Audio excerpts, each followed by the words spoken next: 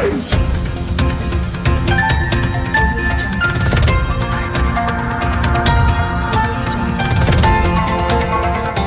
देख रहे हैं मगरा न्यूज राजस्थान, खबरें सबसे तेज। राजस्थान में कोरोना का आंकड़ा पहुंचा 3,753। अब तक 107 लोगों की हुई है मौत। तो राजस्थान में लगातार कोरोना पॉजिटिव केस सामने आ रहे हैं। मौतों का आंकड़ा भी लगातार बढ़ता जा रहा है। राजस्थान में रविवार को कोरोना पॉजिटिव मरीजों में 45 नए मामले सामने आए। इसके बाद राजस्थान में कोरोना पॉजिटिव का कुल आंकड़ा 3,753 हो गया। इनमें कोरोना पॉजिटिव के साथ 107 मरीजों की मौत भी यहाँ पर अब तक हो चुकी है। राजस्थान में 10 मई दोपहर 2 बजे तक कोरोना एक्टिव केसों की संख्या 1470 हो गई है। राजस्थान में अब तक कोरोना के 2,776 मरीज रिकवर हो चुके हैं। वहीं राज्य के मौतों का आंकड़ा बात करें तो यहाँ पर 107 लोगों की मौत हो चुकी है। यह आंकड़ा 107 तक पहुंच चुका है। राजस्थान में 10 मई को अजमेर में 5 और बीकानेर में 1, डूंगरपुर से 1, जयपुर से 11 और जालौर से 1 और जोधपुर से 3 और कोटा से 9 और नागौर से 2, पाली से 2, टोंक से 1 और उदयपुर से 9 नए कोरोना मरीज सामने आए हैं। जयपुर में शनिवार को 9 मई को 51 नए पॉजिटिव केस सामने आए थे। सांगनेर मुख्य बाजार अजीत नगर से 8, रामगंज मंडी, टिक्की वालों का महला और जेकेबी रास्ता और कल्याण जी का रास्ता 7 मुरलीपुर इलाके में भी ये मामले सामने आए हैं। साथ ही प्रदेश में कोरोना की मरीजों की बढ़ती संख्या को देखकर मुख्यमंत्री अशोक गहलोत ने एक बड़ा फैसला लिया है। मुख्यमंत्री अशोक गहलोत ने राजस्थान की सीमाओं को सील करने का निर्देश दिया है। मुख्यमंत्री आवास पर हुई इस बैठक में सीएम ने अधिकारियों से कहा कि राजस्थान में अन्य राज्यों से अनधिकृत लोगों की आवाजाही तुरंत प्रभाव से रोकी जाए। प्रदेश में अंतर्राज्यीय सीमाओं को सील करके रेगुलेट किया जाएगा। वहीं दूसरी ओर प्रदेश में लगातार बढ़ रहे कोरोना मामलों को देखते हुए सरकार सख्त से सख्त कदम उठा रही है। यही कारण है कि चिकित्सा स्वास्थ्य मंत्री रघु शर्मा ने राज्य में कोरोना टेस्ट बढ़ाने के आदेश दिए हैं। साथ ही डॉक्टर शर्मा ने बताया कि ट्रेन के जरिए प्रवासी राजस्थानियों को श्रमिक को ले जाने का कार्य शुरू हो गया है। इस दौरान सबसे बड़ी चुनौती इसमें यह होगी कि प्रदेश में बाहरी प्रवासी राजस्थानियों से संक्रमण न फैले। इसके लिए जिला कलेक्टर को बाहर से आने वाले प्रत्येक व्यक्ति को स्क्रीनिंग कर उन्हें होम क्वारंटाइन या सरकारी क्वारंटाइन में 14 दिन के लिए रखने के निर्देश भी दिए हैं। कोरोना लड़ाई के खिलाफ सीएम अशोक गहलोत ने की पहल, बीजेपी ने भी किया स्वागत।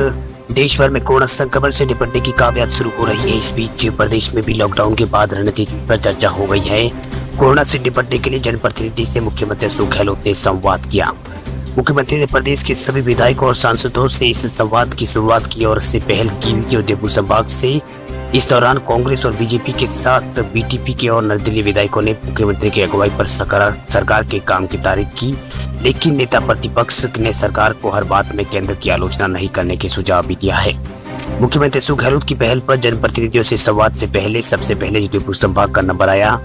सबसे पहले मुख्यमंत्री अशोक गहलोत ने जनप्रतिनिधियों के सुझावों का स्वागत किया तो उन्होंने अपनी बात कहने से भी छूट दी। कोरोना से लड़ने के लिए सरकार की तरफ से अभी तक की गई कोशिशों का ब्यौरा देते हुए सीएम गहलोत ने बताया कि किसी तरह भी सरकार ने जांच बढ़ाने का काम किया है और उसे प्रदेश में हालत नियंत्रण में हो पाए हैं। नेता प्रतिपक्ष गुलाब चंद कटारिया खुद उदयपुर संभाग से आते हैं। इस लिहाज से उदयपुर से कटारिया ने बीजेपी के साथ उदयपुर के प्रतिनिधित्व करते हुए वीडियो कॉन्फ्रेंसिंग में अपनी बात रखी। कटारिया ने संवाद में इसकी पहल को सराहा और कटारिया ने सरकार की काम की तारीफ की और लेकिन साथ ही मुख्यमंत्री को यह भी सुझाव दिया कि केंद्र सरकार की आलोचना करना ठीक नहीं। उन्होंने कहा कि दिल्ली में कोरोना के खिलाफ लड़ाई में कुछ नहीं किया।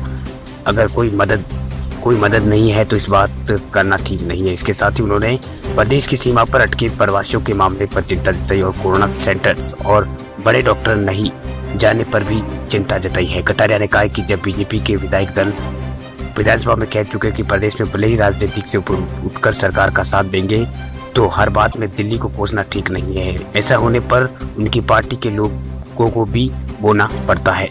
इस पर मुख्यमंत्री अशोक गहलोत ने कटारिया से कहा कि वे इस मुद्दे पर उनसे अलग बात करेंगे। इस दौरान कटारिया ने डॉक्टर्स और पुलिसकर्मियों पर होने वाले हमले को लेकर गंभीर धाराओं में केस दर्ज करने की पैरवी भी की। वहीं संवाद के दौरान विधानसभा अध्यक्ष और नाथद्वारा से विधायक डॉक्टर सीपी जोशी ने अपनी बातचीत रखी। सीपी जोशी ने सांसद और विधायकों और लोगों को मन से कोरोना का डर निकालना होगा, ऐसा उन्होंने कहा है। उन्होंने कहा कि अब हमें लोगों के साथ जीने की आदत कोरोना के साथ जीने की आदत डालनी होगी।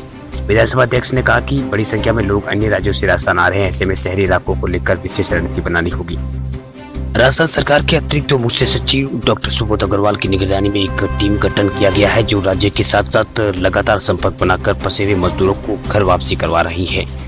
एसडी सुबोध अग्रवाल ने कहा कि हम मजदूरों की वापसी लेने के लिए भेजने के लिए अन्य राज्यों के साथ बातचीत में जुटे हैं। वही समय है जब हम सुनिश्चित कर रहे हैं कि नागरिकों को खाना मिले और बिना किसी परेशानी के वे अपने घर पहुंचे।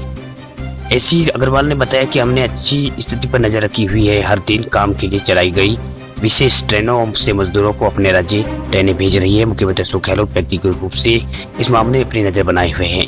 उन्होंने सख्ती से निर्देश दिए हैं कि कोई व्यक्ति भूखा नहीं सोएगा। अब तक लगभग 96,000 प्रवासी मजदूरों को घरेलू राज्यों में ले जाया जा चुका है और यात्रा के लिए दैनिक ट्रेन की व्यवस्था की गई है। राजस्थान सरकार द्वारा भोजन मास्क और सैनिटाइजर की सुविधा के साथ साथ मजदूरों के परिवहन पर भी ध्यान दिया जा रहा है। सारी यात्राएं को सख्ती से निगरानी में रखा जा रहा है। प्रशासन में सोशल डिस्टेंसिंग का भी पूरा ध्यान रखा जा रहा है।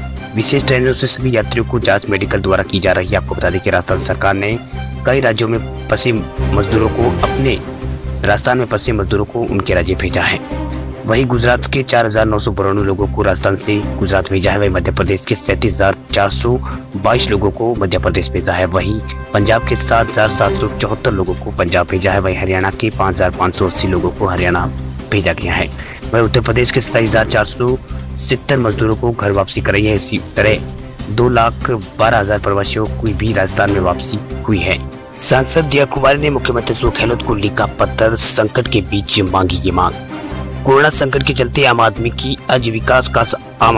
पास आजीविका का संकट खड़ा हो गया है। राष्ट्रव्यापी लॉकडाउन की वजह से घर का मुखिया खुद ही घर में कैद रहने को मजबूर हो गया। ऐसी स्थिति में अपने परिवार का पेट भरना मुश्किल हो गया है। परिस्थितियों को गंभीरता से लेते हुए राज्य सरकार को तुरंत प्रभाव से ऐसे परिवारों को 5-5 हजार रुपए मासिक आर्थिक सहायता करनी चाहिए, ऐसा दिया कुमारी ने कहा है।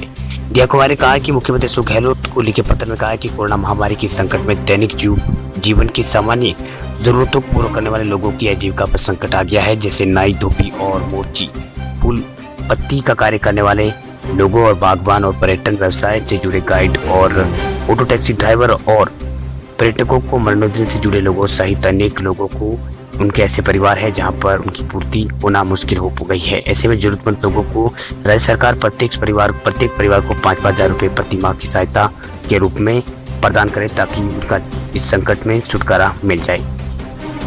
मैं हमारी राज्य सरकार से अनुरोध करना चाहूंगी, निवेदन करना चाहूंगी कि जो लोग इस कोरोना महामारी के समय उनकी पूरी तरह से आजीविका संकट में है और उनके लिए अभी कहीं से भी किसी भी प्रकार का उनको सहायता नहीं मिल रही है और बहुत ही ज्यादा उनकी हालत गंभीर, ऐसे लोगों को राज्य सरकार 5,000 रुपए प्रति माह राशि प्रदान करे।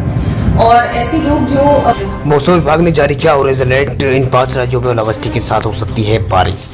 भीषण गर्मी के बीच भारतीय मौसम विभाग ने भविष्यवाणी करते हुए बताया कि शनिवार और रविवार से उत्तरी भारत और पश्चिमी भारत के कुछ हिस्सों में भारी बारिश और तेज हवाओं का दौर शुरू हुआ है और वो जो अगले हफ्ते की शुरुआत तक जारी रहेगा। वहीं भारी बारिश की आशंका के चलते मौसम विभाग ने देश के 5 राज्यों में 4 दिन के लिए ऑरेंज अलर्ट जारी किया है। द वेदर चैनल भारतीय मौसम विभाग ने बताया कि 9 मई यानी शनिवार को एक नया उत्तरी पश्चिमी भारत से एक मौसम को प्रभावित करेगा। ये विक्षोभ मैदानी इलाकों में 10 से 12 मई के बीच तेज बारिश और गरज के साथ स्थिति बढ़ने के आसार है। वहीं बारिश के अलावा इन इलाकों में बिजली कड़कने और ओले गिरने के साथ साथ हवा चलने की भी आशंका है। वहीं मौसम विभाग ने पूर्व में राज्यों के लिए ऑरेंज अलर्ट जारी किया है। वह उत्तरी पूर्वी उत्तराखंड और हिमाचल प्रदेश, राजस्थान, जम्मू कश्मीर राज्य है। मौसम विभाग ने अपनी चेतावनी में कहा है कि इन 5 राज्यों में सोमवार तक मौसम बिगड़ने का सिलसिला जारी रहेगा, लेकिन पूर्वी उत्तर प्रदेश और उत्तराखंड में मंगलवार को भी बारिश और गरज के साथ छींटे पड़ेंगे। मौसम विभाग ने बताया कि हमारे विश्लेषण के मुताबिक मध्य पूर्वी भारत के कुछ इलाकों में मानसून पहुंचने से 3 से 7 दिन की देरी होगी, लेकिन ठीक समय मानसून राजस्थान के क्षेत्रों से पहले ही अपेक्षा से जल्दी ज्यादा सक्रिय हो जाएगा। राजस्थान के चिकित्सा एवं स्वास्थ्य मंत्री डॉक्टर रघु शर्मा ने शनिवार को कहा है कि केंद्र ने राज्य सरकार की ओर से कोरोना वायरस संक्रमण महामारी से निपटने के लिए भेजी गई 15 सूत्री मांग पत्र पर कोई ध्यान नहीं दिया है। डॉक्टर शर्मा ने ये बयान केंद्रीय वित्त राज्य मंत्री अनुराग ठाकुर की उस टिप्पणी पर आया है जो केंद्र सरकार के संकट के समय राजस्थान की भरपूर मदद की है। राज्य के मुख्यमंत्री अशोक गहलोत मोदी सरकार से मिली सहायता के मामले में तथ्य छुपाकर बातचीत कर रहे हैं। ठाकुर ने शुक्रवार को वीडियो कॉन्फ्रेंसिंग के जरिए राजस्थान की भाजपा नेताओं से चर्चा करते हुए ये बात कही। इस पर प्रतिक्रिया देते हुए डॉक्टर शर्मा ने कहा है कि मौजूदा संकट के समय राजनीतिक आरोप प्रत्यारोप सही नहीं है। मंत्री ने कहा कि केंद्र कोरोना वायरस संक्रमण की महामारी से लड़ने के लिए राज्यों के लिए कोई वित्तीय पैकेज नहीं दिया है। डॉक्टर शर्मा ने कहा कि यह राजनीतिक मतभेद से ऊपर उठने और लोगों की जीवन बचाने और मानवता की सेवा करने का समय है। उन्होंने कहा कि केंद्र सरकार ने जो भी राशि दी है वह पहले ही चल रही योजनाओं का हिस्सा है या नियमित अनुदान के रूप में है। वह राज्य सरकार की विभिन्न पहलों पर जिक्र करते हुए डॉक्टर शर्मा ने कहा कि राज्य सरकार ने श्रमिकों की बीपीएल और अन्य 30 लाख से अधिक परिवारों को 2500 रुपए की अनुग्रहित राशि दी है। उल्लेखनीय है कि प्रधानमंत्री नरेंद्र मोदी मुख्यमंत्रियों के साथ वीडियो कॉन्फ्रेंसिंग के बाद राज्य के मुख्यमंत्री अशोक गहलोत ने 15 बिंदुओं पर आधारित एक सुझाव पत्र मोदी को भेजा गया था, जिसके ऊपर कोई जवाब नहीं देने पर डॉक्टर शर्मा ने कहा कि हमारी मांगे नहीं मानी गई है।